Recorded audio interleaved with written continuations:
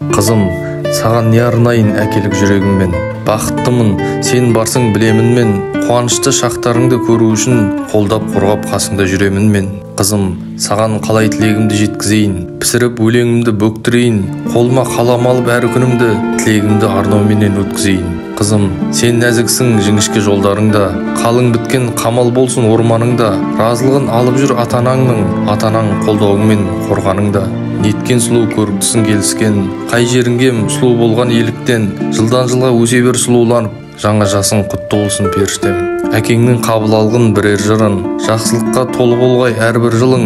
Жер бетінде қаншама бақыт болса, соның бәрін өзіңе тілеп жүрмін. Сұлу гүлім, өзіңе Алла қарасады, дұға тілеп әкең саған жол ашады. Саған арнап жазар тілек өлеңім көп, қандай өлең арнасам жарасады.